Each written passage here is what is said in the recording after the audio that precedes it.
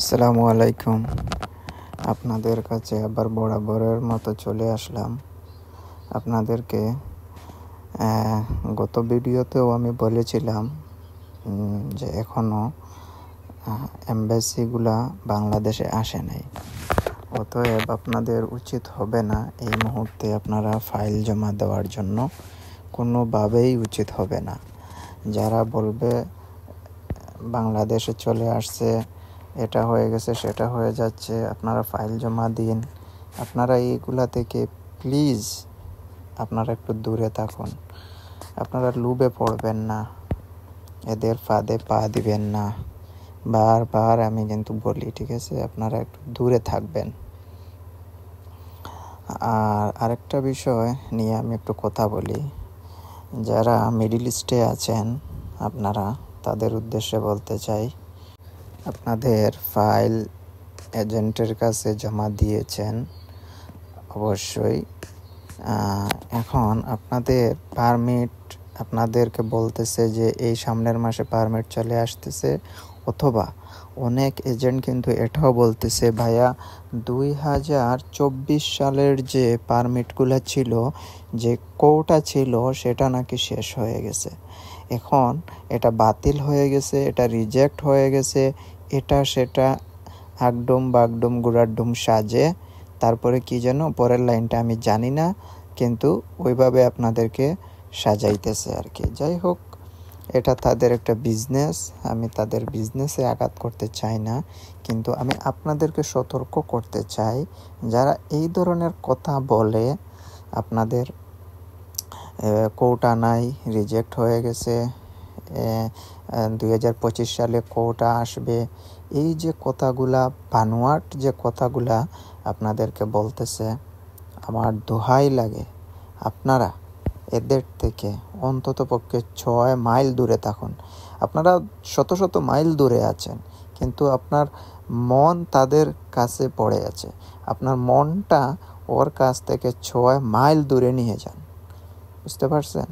আসলে ওরা পারতেছে না, অথবা ছোট ছোট যে কোম্পানিগুলো আছে সেইগুলাতে হয়তো ওনারা অ্যাপ্লাই করছে বিদায় অনেক অনেক কোম্পানি যারা আছে ম্যানেজমেন্ট করে, ওরা হয়তো বলে দিছে যে আমাদের ওয়ার্কার ফিল আপ হয়ে গেছে, বা একটা পর্যায়ে চলে গেছে বা হয়ে গেছে, সেটা এখন আর লাগবে না, হয়তো এরকম সামথিং হয়েছে। কিন্তু সেজন্য আপনাদেরকে কি বুঝাইতে যাচ্ছে, কোটা শেষ হয়ে গেছে। এই কথাটা না বললে কি হয় না তাদের?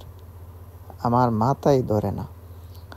সো বড় বড় কোম্পানি যেগুলো আছে, ওরা ঠিকই এখনও লোক নিচ্ছে, লোক নেবে।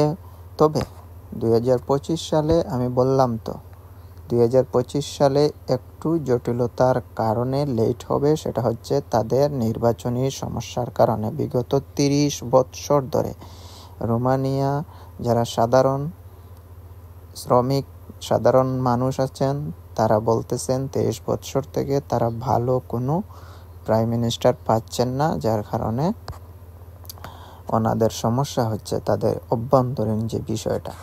যাই হোক, সেটা তাদের অভ্যন্তরীণ বিষয়, সেটাই না বলি। তবে আপনাদেরকে আমি সতর্ক করতে চাই এটাই, আপনারা এইসব কথাবার্তা, বানোয়াট চিন্তাভাবনা থেকে দূরে থাকবেন, সেটাই আমি চাই।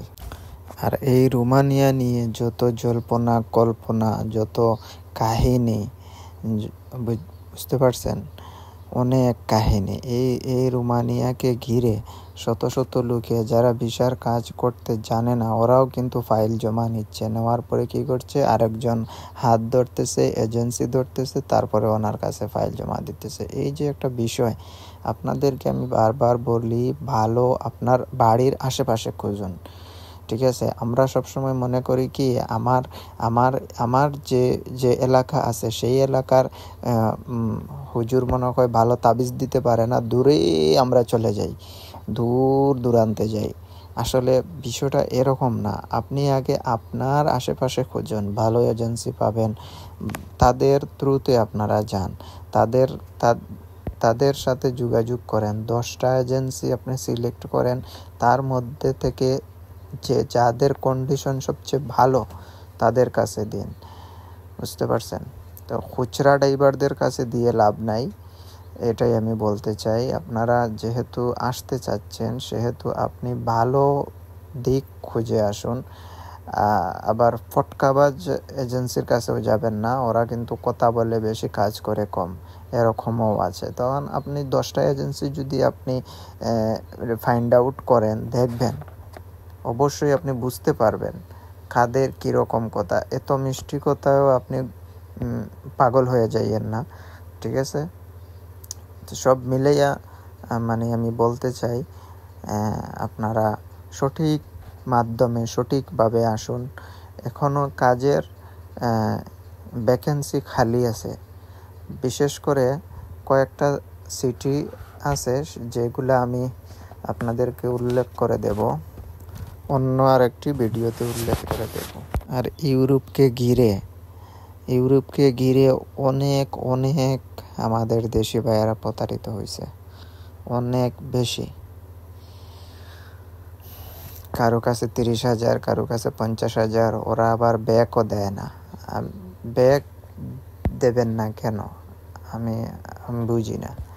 হয়তো 130 ইউরো যেটা লয়ারের ফি হয়ে থাকে, সেটা না হয় আপনি আইজিআই যে বিষয়টা করেন, সেটা না হয় আপনি টাকাটা রেখে দিলেন, যেহেতু আপনি নিজেও টাকাটা দিয়ে দিছেন একটা সেক্টরে, সেটা তো আর রিটার্ন আনতে পারবেন না, যেহেতু এটা সরকারি একটা অফিস। যাই হোক 130-130-এর পরের যেটা, সেটা তো আপনি একজন লোককে অবশ্যই রিটার্ন দেওয়া উচিত। তো আমি সেই দিক থেকে চিন্তা করে বলতেছি, আপনারা সঠিক এজেন্সি খুঁজুন। কাজ এখনও অনেক খালি আছে, পোস্ট খালি আছে, আপনারা আসতে পারবেন। আপনারা চেষ্টা করুন আসার জন্য।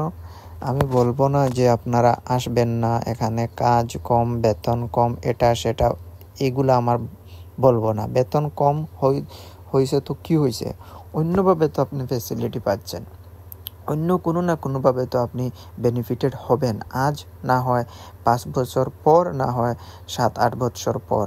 আপনি দেখুন, মিডল ইস্টে আমরা যারা ছিলাম 8-10 বছর কোন দিক দিয়ে যে চলে গেছে, বিলিভ মি, আমি বুঝাতে পারবো না আপনাদেরকে। এটা মনে হয় আমার বুঝানোর বাইরে। কোন দিকে 10 বছর কোন দিক দিয়ে চলে গেছে সেটা বলতেই পারি না। আমার কাছে মনে হয়েছিল সেই দিন আমি গিয়েছিলাম এয়ারপোর্টে, আর এরপরেই 10 বছর চলে গেছে, 11 বছর চলে গেছে, কারো 7 বছর, 6 বছর, 5 বছর, এটাই তো। যাই হোক, আমি আর কথা বাড়াতে চাচ্ছি না, ভিডিও লং হয়ে যাচ্ছে। তো আপনারা ভালো থাকবেন, সুস্থ থাকবেন। আর আরেকটা ভিডিওতে আমি বলে দেব কোন কোন সিটিগুলোতে প্রচুর পরিমাণ কাজ বা ভ্যাকেন্সি খালি আছে, সেটা আমি আপনাদেরকে বলে দেবো ইনশাল্লাহ। ওকে, আল্লাহ হাফিজ।